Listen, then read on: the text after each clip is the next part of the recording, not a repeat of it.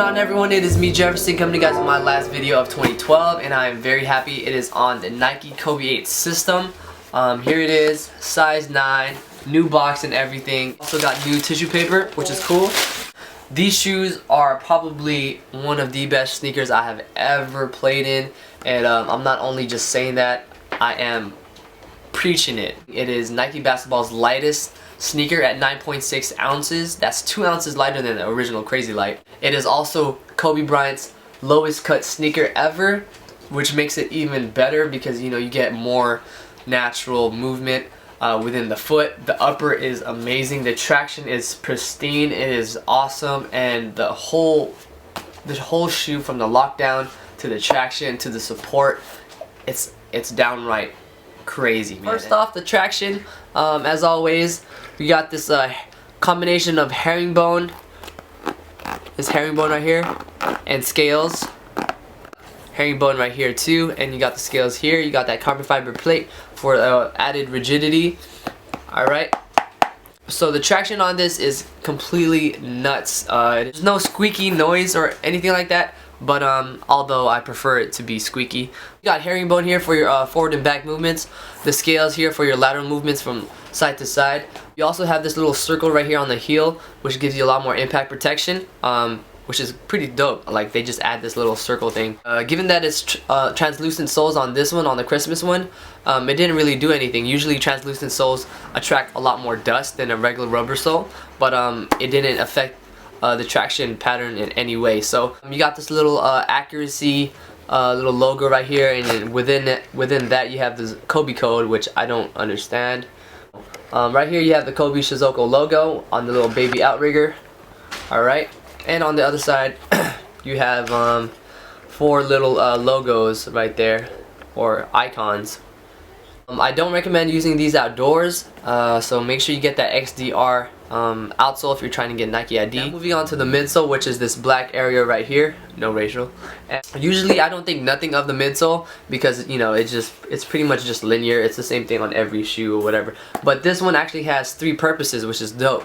The first thing, of course, keeps the weight very, very minimal. Phylon is a very, very lightweight foam. 2, it also offers a lot of impact protection. You got that heel to toe transition. Softens your landings a lot. Very nice cushion. 3, which is probably the most important part, you have this, the way it's shaped goes up like this. Alright, on the lateral side, which is awesome. I love it. And the reason why I say that is because when your feet is in the shoe and you're playing in the shoe and you have something like this with a very, very lightweight material as the upper, you don't really have a lot of containment and a lot of structure within the shoe. So by adding this little pronounced little phylon, and it just goes up like that, it gives you a little bit more stability and a lot of more containment. It keeps the shoe caged in. Pretty much your pinky's sitting around right here, so you just stop all of a sudden doing this stuff. Your feet's obviously gonna go to the right, so this stops that from any movement within the shoe. So, alright, so now talking about the upper. The upper right here is pretty much made out of mesh. Alright, there we go. You have mesh right here, okay, and that black right there is pretty much the fuse. And what that does is that it keeps the shoe very, very lightweight, keeps it structured because of the fuse, allowing a lot of containment, and it also gives you a very, very nice breathable upper. What's also pretty cool is that they added another layer of fuse around the edges right here on the toe box, and also right here on the lateral side. So, what that does is just gives you a little bit more containment, gives you added stability. Because like in running shoes, you pretty much just could have a sock on with an outsole on it and you could run.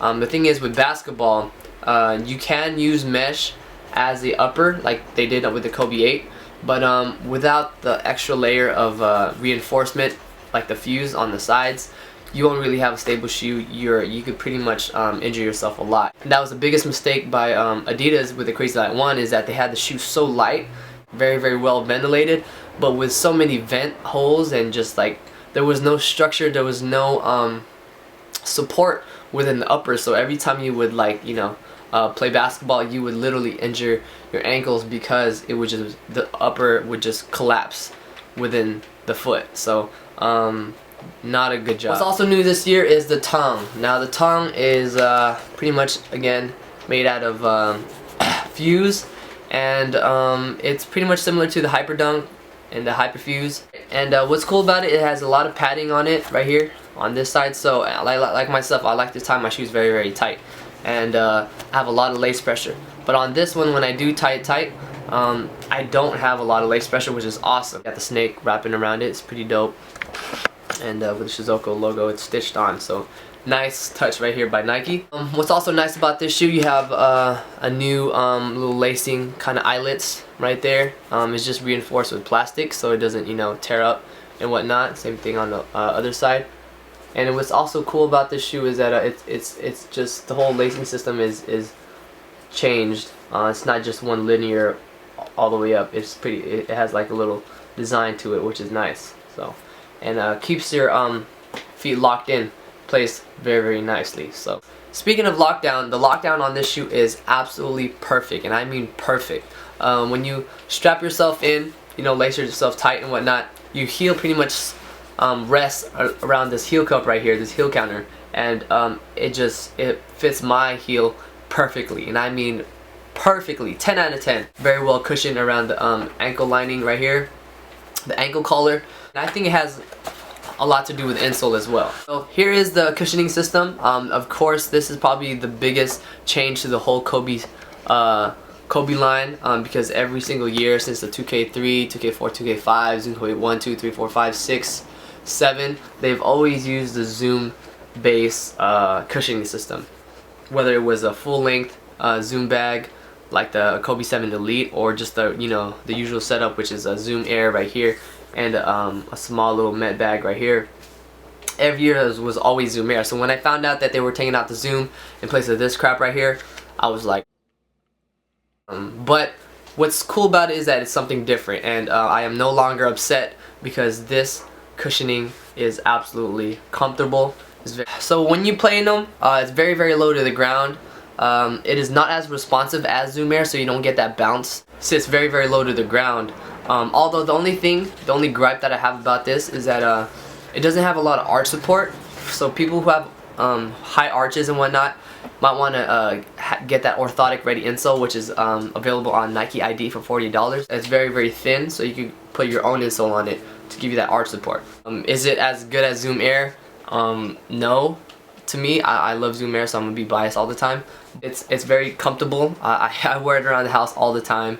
Just wearing this shoe, it's just so damn comfortable. So yeah, I'm very I like it. And what's cool about it is that you can put different kind of insoles within the Kobe 7. Tried this insert, put it in the Kobe 8 like so, and it actually works out pretty well. Of course, this one is the Play Fast insole. You have Zoom in the heel and the forefoot, and bam, you got a double layer tongue right there, and it fits pretty well, but it isn't as flexible anymore. If you want Zoom Air, you know, and you want to sacrifice a little bit of flexibility, and try it out. And so far, this is probably my best insert right. The other insert that I have tried was the Attack Strong, the Play Strong insert from the Kobe 7, and this one actually works out pretty well too. It's very comfortable, although you do sacrifice a lot of heel lockdown, which is a no-go for me. But you know, you can play if you're just shooting around and whatnot, but if you're trying to like play a serious 5-on-5 game or just run at an intense rate, I would definitely not recommend the Attack Strong. Alright, so that's that. This is okay. And last but not least, I have the 2011 insert, and this one just didn't work out at all because it just the shape, the overall shape of it just didn't work out. It is just way too bulky. No go on the 2011. Alright, so that's gonna do it for this video. Again, thank you for watching. Again, this Kobe 8 right here is awesome. $140. You can't really beat that because you're getting a lot for your money. So this is by far the best shoe I played in couple of years, like literally. Aside from the D-Rose 2.5 and 3.0, these are probably one of my favorite shoes ever. So that's going to do for the Kobe 8. Again, thank you for watching, and thank you for supporting me throughout 2012, and 2013 is going to be an even greater year. And also one more thing, I want to give a big shout out to Varsity Black Clothing. Thank you Varsity Joe for sending me this Black Mamba t-shirt. It's freaking awesome. He also has it in black. Get yours now at varsityblack.bigcartel.com. I'll post the link down below, so go check them out. Varsity Black clothing, there it is. Alright, and until next time guys, take care, Happy New Year's. Later, Kobe, all day, you know.